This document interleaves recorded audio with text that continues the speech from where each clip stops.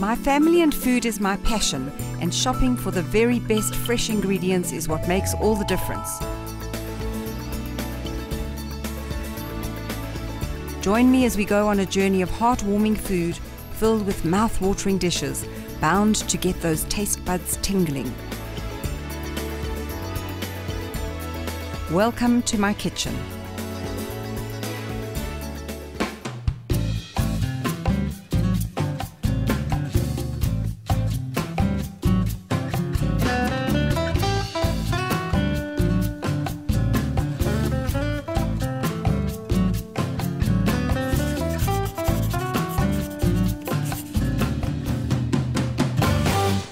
Today we're having a light ladies' lunch. It's delicious food that's easy on the hips but absolutely scrumptious. On the menu today is a tantalizing fish Wellington stuffed with mushrooms and artichokes with a lemon cream sauce. A light sushi salad. We're doing some fresh artichokes, they're in season at the moment. And we're finishing with a delicious light dessert of grilled nectarines with a honey balsamic glaze.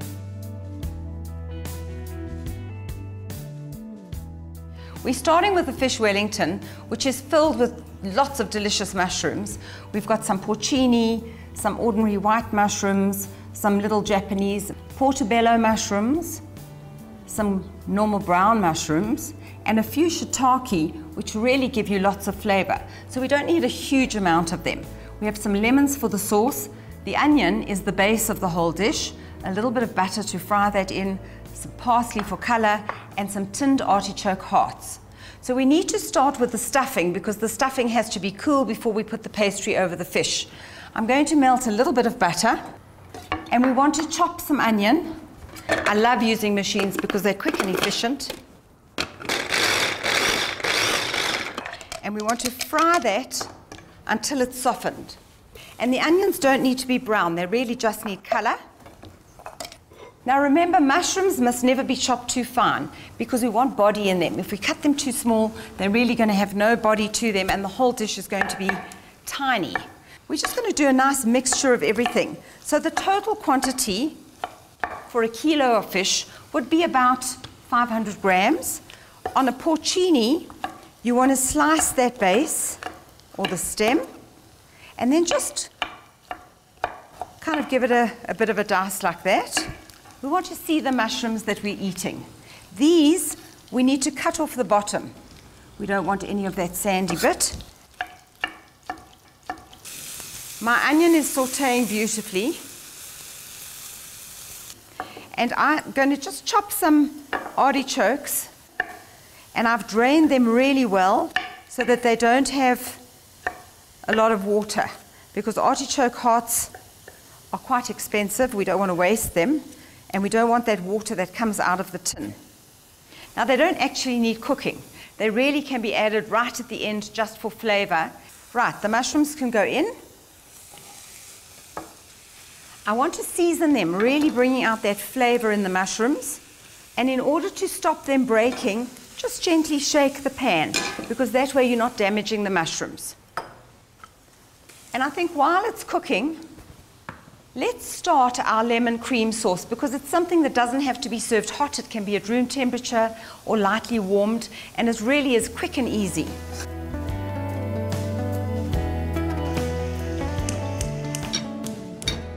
So the lemon sauce is very simple. It's a little bit of butter, the essence of a sauce. And I'm using salted or unsalted butter, doesn't really matter. We need some lemons. And you always want to use fresh lemon juice because lemon juice really is the base of the whole sauce. We're adding lemon directly into the butter. And we want to just whisk that for a minute. Now I'm turning the stove off because here, when we add the cream, we actually don't want it to be on any kind of heat. Whisk that in. Funnily enough, it doesn't curdle, which is interesting because we have been brought up with this theory that lemon and cream curdle, but it actually doesn't. So I don't want to boil it because it will split. My mushrooms have dried out quite a lot. I'm going to add the artichokes, and they really, as I said, don't need a lot of cooking.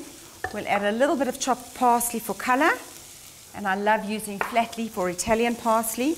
And then I will taste it for seasoning to see if it needs any more salt or pepper.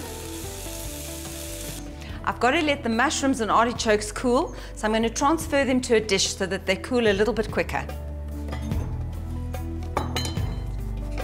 Pop this in the fridge to cool.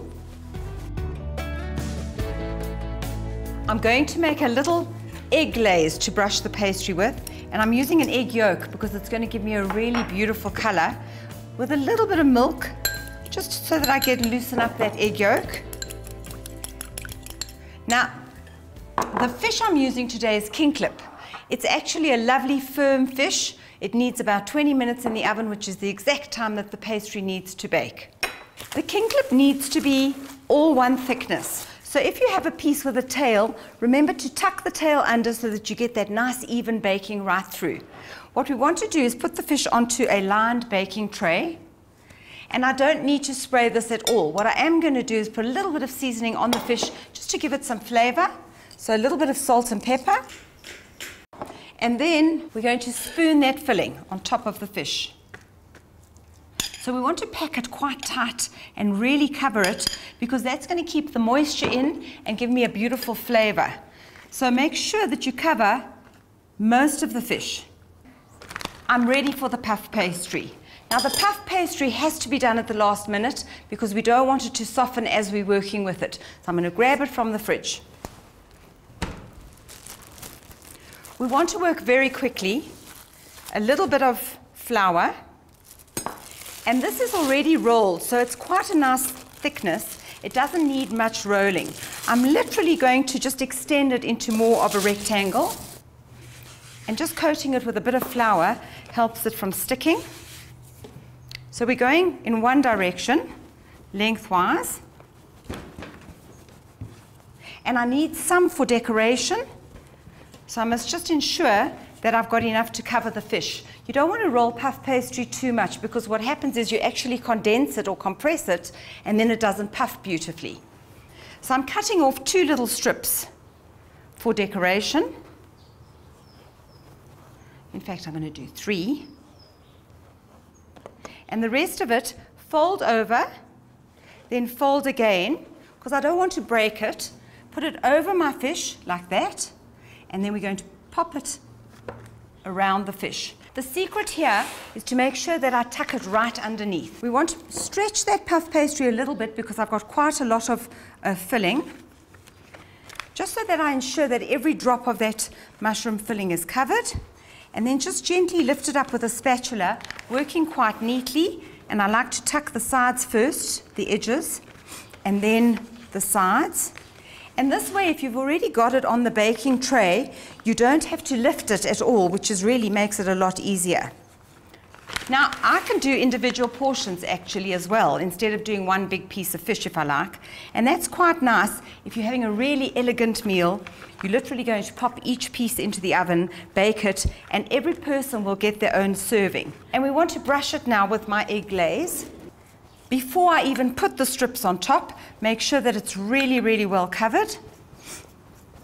And this is going to give me that gorgeous, rich color that I need for when it comes out of the oven, rather than a whole egg just beaten with milk or water.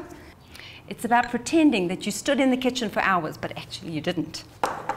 So our strips are going to be twisted, and really here you can have as much fun as you like. You can go crosswise, you can go at an angle. I'm going to do one this way and just tuck it under,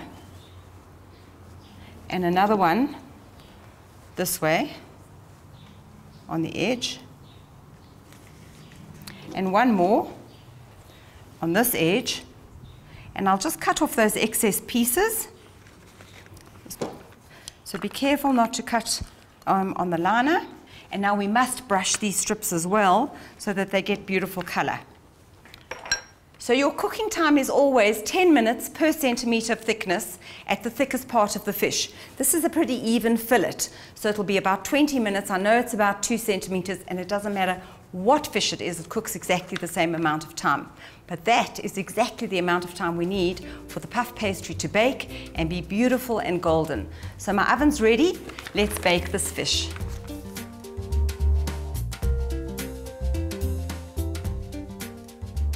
My Wellington is perfectly baked. It's golden brown and there are lovely juices coming out of the bottom. I always like to put the sauce on the plate before I put the pastry on it, because the sauce then doesn't make the pastry soggy. So we're going to pour a little bit just on the bottom and around the edges onto my platter. And I've got to see what it looks like inside, because I'm sure it's delicious, gorgeous and juicy. So one slice. There we go. My delicious fish Wellington with its beautiful layers. It's juicy, it's delicious. A little sprinkle of parsley just to finish it off. When we come back, we'll be making a simple but stylish sushi salad, some fresh artichokes and some grilled nectarines with a balsamic honey glaze.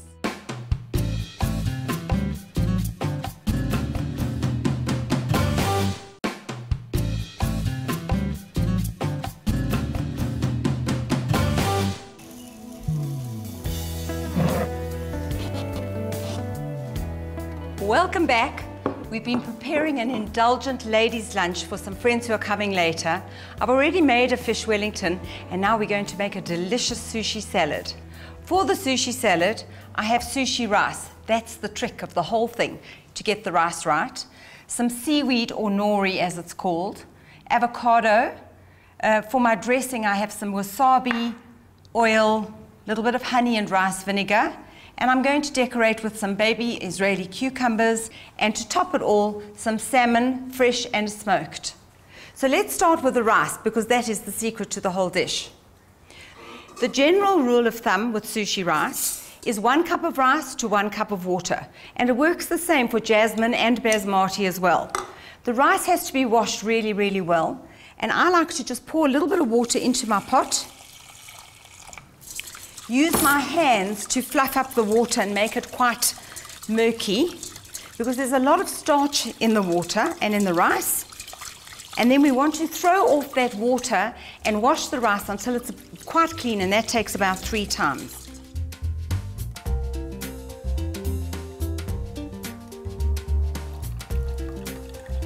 That's fine, I think it's perfect. So now we need 1 more cup of water. We've got 1 cup of rice. We need 1 cup of water, always cold water, and a little bit for the pot, so a little bit, and a pinch of salt, just to add a bit of flavor. Shake it around so that it's even in the pot, and rice likes space, it likes to move around, it needs to steam, so don't put the rice into the smallest pot that you have in the kitchen. You want something that's quite a nice size. The rule of thumb generally is if you put your hand in the water, the water should only come to the tip of your finger. So if I put my hand flat in there, you can actually see that the water is coming just to the tip of my fingers. Simply put the lid on, bring it to a boil, and let it cook for about 15 minutes. We want to simmer it so that it doesn't boil too quickly. And by that time, all the water should have evaporated, and all that's going to be left to do is put a cloth under the lid, leave it in the pot, and test it to see if it needs maybe 5 or 10 minutes to steam in the pot. My rice is perfect. It's at room temperature. Sushi rice should always be at room temperature, otherwise it becomes very hard if it goes in the fridge. I've seasoned it with a vinegar, but it's quite sticky, so we need to dip a spoon into some water so that it doesn't stick to everything. And we want to mound that in the middle of the platter. This salad is something that people can help themselves to. What's so nice about it is that you can have a little bit of this or a little bit of that. And then I'm going to julienne some baby cucumbers, just to give me some texture and a little bit of color.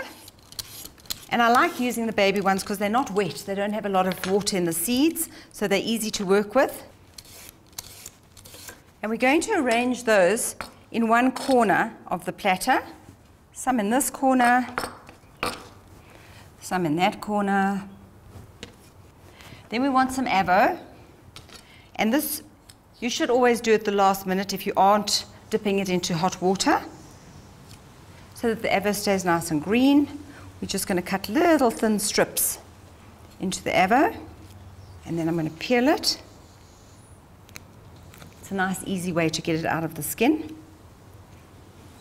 And that way, we can actually arrange it in this corner of the platter. Just fanned, it looks really pretty.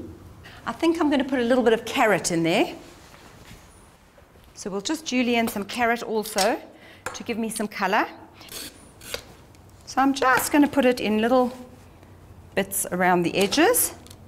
And then we need the salmon, which is the finishing touch. I'm using fresh and smoked salmon here because not everybody eats fresh salmon. But if you are using fresh salmon, you want to use the best quality that you can possibly buy, and that would be Scottish salmon. It's full of oil, so it's actually a very oily salmon, and when it's fresh, it's absolutely delicious. You can buy the slices ready sliced, so it's not that you have to buy a whole piece of fish and slice it yourself. It's actually quite easy to just buy a couple of slices at any sushi place. And the smoked salmon, we're going to just put in little curls around the edges also.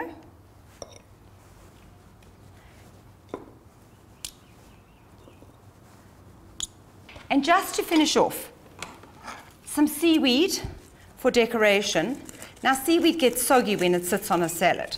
So I thought this would be quite a nice way of serving the seaweed where people will have that crunch without it getting soggy. So make a little roll. And you're going to put this on right at the end, just for decoration. And it's literally just rolled up with a toothpick holding it in place. You could cut it into strips and put it on top if you wanted to, but it adds a nice color to it. It looks very pretty. Now, the dressing is very important. And that can be served on the side, because the minute we dress this, obviously everything is going to change color. So what I want is some rice vinegar, some oil, and we're using a light classic oil because we're making salad. We've got wasabi powder, but you could use it from the tube if you like. I keep this in the cupboard. I find it easier to use because I just add water every time I need it. And what it's going to do is just give me that little bit of a kick that I need. And then I've got some honey, and the honey gives you a nice sweetness. We also need a little bit of soya sauce. A couple of tablespoons will be perfect. A little bit of black pepper. I just want that wasabi to really be well mixed. And I need to taste that. It's delicious. It's fruity, not too salty and not too sweet, and it's ready to go with my salad. To finish off, we need a few sesame seeds, some black ones, and these are available at most of the Chinese shops. Some greengrocers actually sell them also. But a mixture of the black and the white really give you beautiful color. And the white ones I've toasted, and that I do on a 140-degree oven for about 10 minutes, and keep them in a bottle because then they stay toasted all the time. And I just need a dish for my dressing, and that's my delicious sushi salad.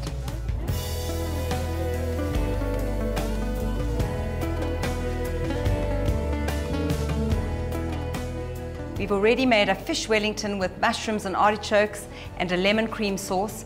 When we come back, we're going to be showing you how to make delicious fresh artichokes.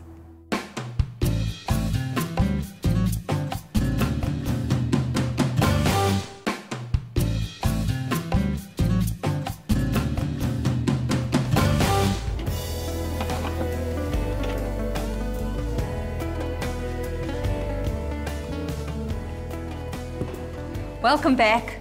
Artichokes are in season, and there's nothing better to accompany my ladies' lunch than fresh artichokes. We've already made a fish Wellington with a lemon butter sauce.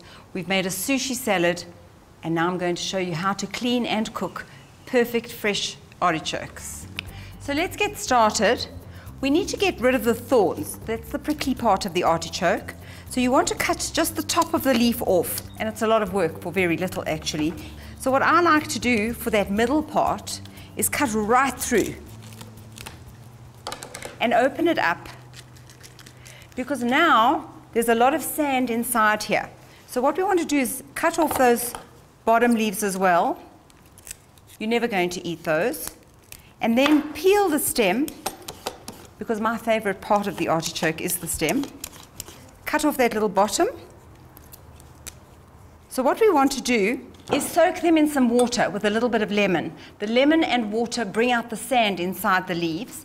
You need to put quite a lot of salt into the water, some lemon, and either bottled or fresh lemon will work. And you need to soak them for about an hour. What the lemon also does is stop them from discoloring. So it keeps that beautiful green inside. So a good squeeze of lemon. And you can do as many as you like. So in season, when they're large, there are quite a lot of leaves to cut, but when they get smaller, you really don't have that many to worry about. It's the heart of the artichoke that actually is the essence, this part here. So the leaves are really just part of its form.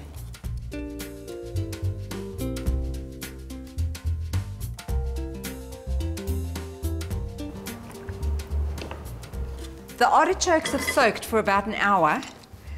You can see a lot of sand in the water. So now I want to cook them. And there are two ways to do this. You could either do it in a pot or in the microwave. Both ways require a little bit of water. So we don't want the artichoke to be completely submerged. We just want a little bit in the bottom of the pot.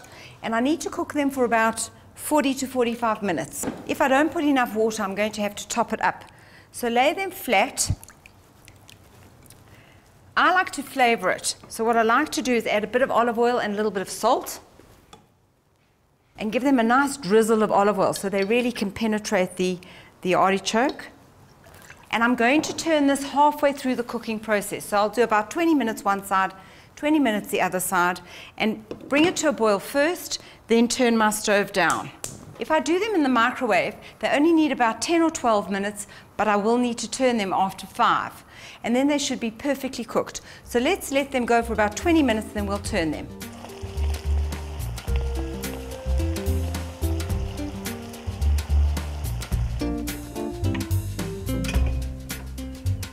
The artichokes have been in my pot for about 45 minutes. The test to see whether they're ready or not is if you pull the leaf off and it comes off easily, it's done, because that's the part that you eat. We'll let them rest a little bit because you can either serve them hot or cold.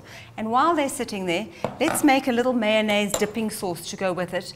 And it's something quite simple. A little bit of chopped parsley in some ready-made mayonnaise, and maybe a squeeze of lemon.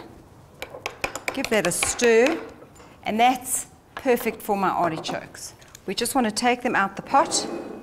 Make sure you get all the water from the inside. So if you'd like to, you could leave them standing upside down for a little bit just so that they drain and they're not too wet. If you're serving them hot, they're really, really nice with a nice hollandaise sauce. Something rich and fattening as a hollandaise sauce. But this is a lady's lunch, so we want something a little bit more slimming. So just some beautiful fresh artichokes with a light dipping sauce, which you can choose to use or not. And that finishes it off.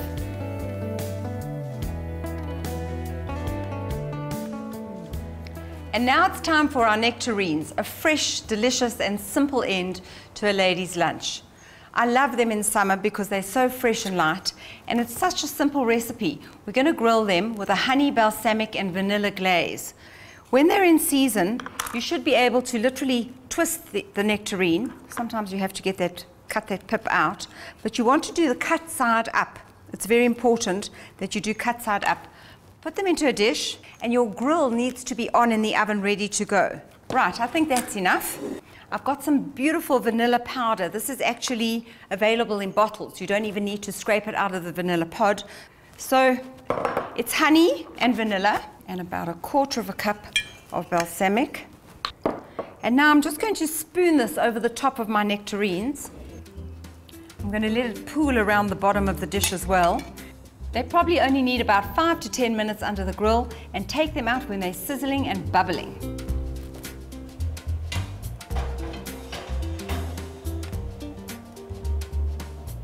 So while that's under the grill, let's get on with our creme fraiche and honey sauce. It's such a simple mixture.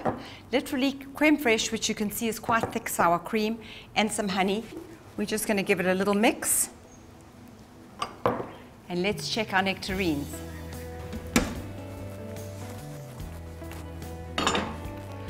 My nectarines are perfectly grilled, so they've got a gorgeous color, they've got a little bit of glaze on them, and they're the perfect ending for my lady's lunch.